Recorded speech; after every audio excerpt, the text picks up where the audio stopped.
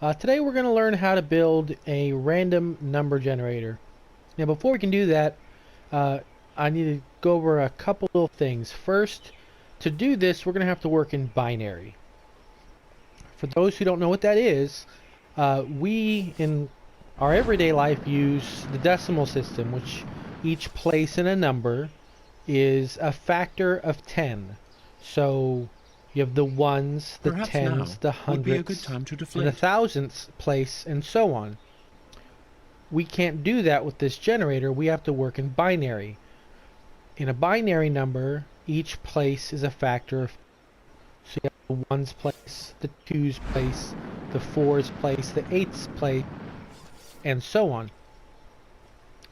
So what we're going to need to build our number generator is, of course, the counter. That's going to display whatever number we find, whatever number we get. And we need one set of a logic gate and random number generator for each place of the number that we want to generate. So in this case, this is a number with 4 digits. So that will be the ones place. That will be the twos place. That will be the fours place. And that last one will be the eighths place. And what that means is the largest number that this can generate would be 1 plus 2 plus 4 plus 8, which is 15, and that would be 1 1 1 1.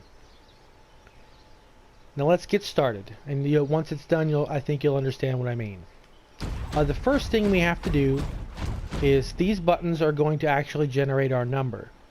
So first we have to make sure that when we generate a new number, stepped on any, that the last number we picked goes away. So reset. Now this button is going to generate the number.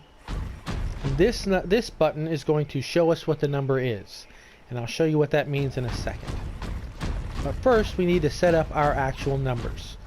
In binary, each place can either have a 0 or a 1, and that's it. That's why we use logic gates. That's perfect. It can either be open or closed.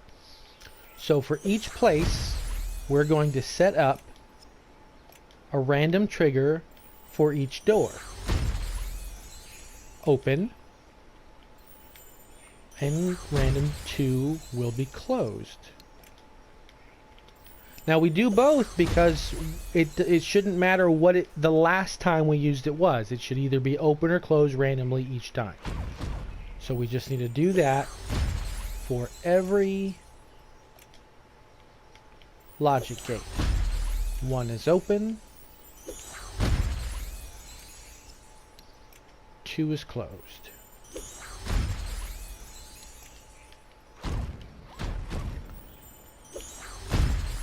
New logic connection. 1 is open.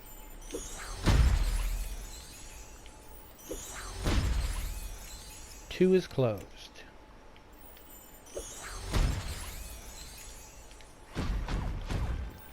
New logic connection. 1 is open. 2 is closed. Now you can make bigger numbers with this. Every place just requires another set of these.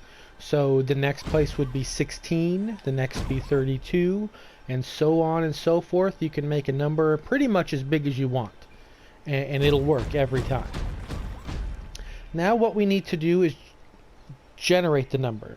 Now to do that, we're going to have this button, and if you remember, this is the one that resets our counter.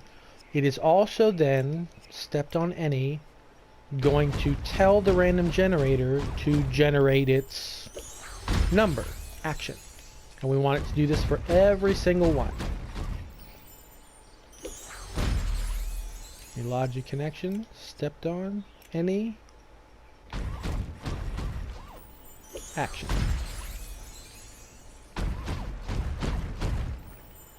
New logic connection, stepped on any, action, and then the last one. New logic connection, stepped on any, and then action. While I'm here, I'll go ahead and pick up some sparks, since they were nice enough to put them right next to me. And then we're going to double check to make sure we have all 4 set up. 1, 2, 3, 4. Good. Okay, so now what happens is if I push that button, it will randomly open and close those logic gates, and that creates the number. Now we can't see the number. That's what the counter's for. Now this won't work if you try to do it all in one button. It's just too fast, and it doesn't work right. The best way I can explain it is the commands are too fast. It confuses the software, and it never works right when I do it with one button. So we take this button, and we're going to tell it to be the input, stepped on any, to every single logic gate. Input. So this is going to say, stepping on this button is going to send a signal to every logic gate that we have on the board.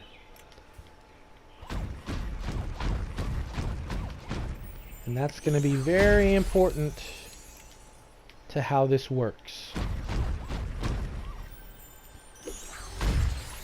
New logic connection, stepped on any.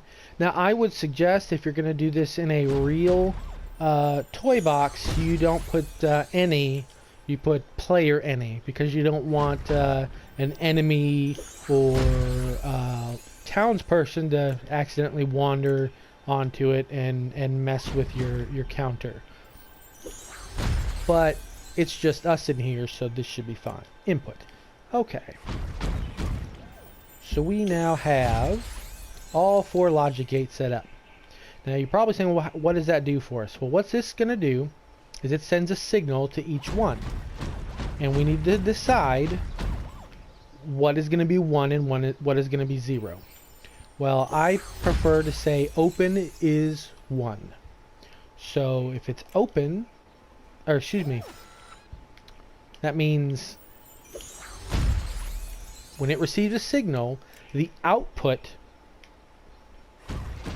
will add, will increment the counter by 1, because that's the 1's place. And then we go to the next one. If we've decided that open is 1, the output of this one will increment the count by 2. This is the 4's place. New logic connection. The output will increment by 4. And since this is the 8's place, the output will increment by 8. That's how logic gates work. If it's open, it will allow an input to go straight through to whatever you want it to do, and if it's closed, it won't. So in this case, if it's closed, that's a 0, so it won't add anything to the counter. That's why I prefer to do it the other way around, or that way. If you did it the other way around, then you would have to say signal blocked added to the counter, because closed would be equaling 1. But that's a little more confusing just to think about, so that's why I always open. If it sends the signal through, that makes the counter go up. And so let's go ahead and give it a shot. Close that. We've created our number, and that should show it, and it does. 15. Alright, 0, 7, 0, 8. Didn't show it long enough, but you saw it. 0, 12.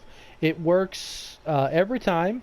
If you wanted to make a bigger number, you just have to add more pairs of these two toys, the logic gate and the random event generator.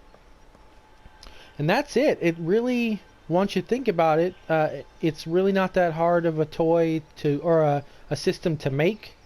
It can have plenty of uses, especially in like a multiplayer type of system.